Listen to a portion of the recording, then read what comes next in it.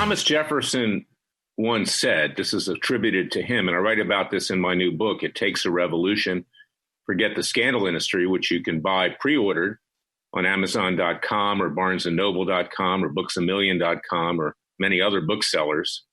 It's published by Post Hill. He said, when the people fear the government, there's tyranny. But when the government fears the people, there's liberty.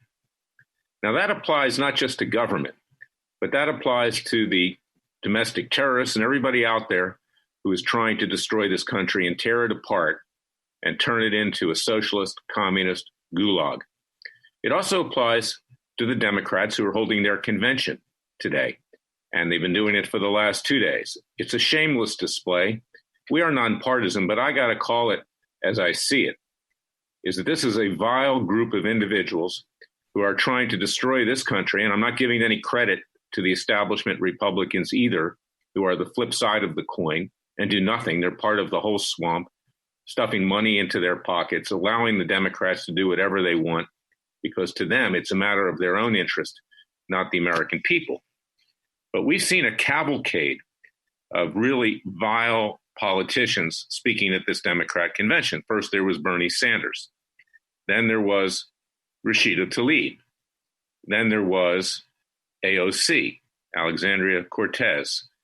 Then there was Bill Clinton. And yes, tonight we have Hillary Clinton and Barack Obama, the former president who caused the race war that we currently have. Things were going along pretty well.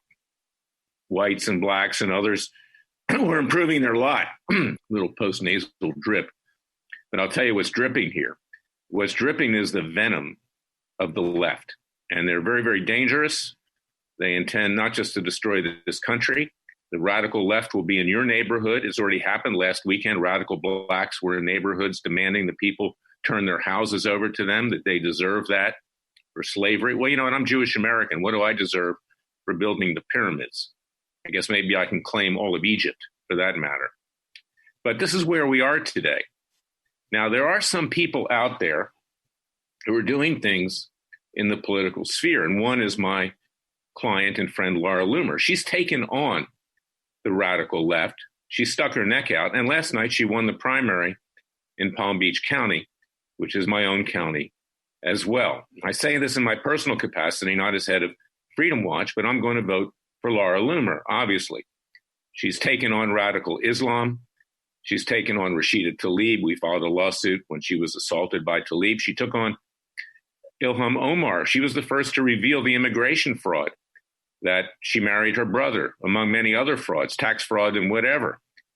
This is something which you need to speak clearly in today's day and age.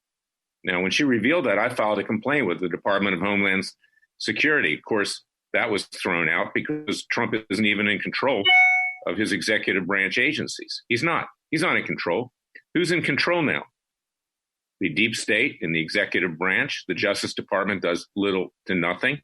They even took an appeal in the Cliven Bundy matter after it was thrown out by an Obama judge. This is Bill Barr, a complete sham, a charade, a fraud. The guy is a complete fraud. Do not expect there to be high-level indictments coming into the elections.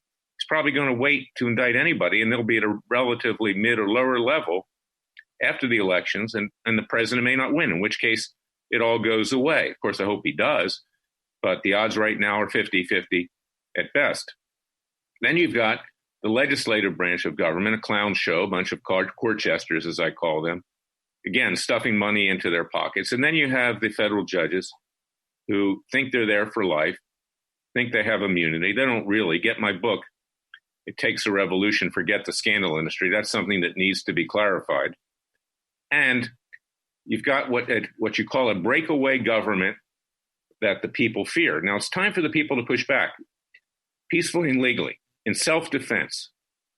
Freedom Watch has a subgroup called the New American Militia. We don't advocate violence in any respect, but you have to be prepared with your Second Amendment rights. You should arm up, okay? You should purchase a firearm.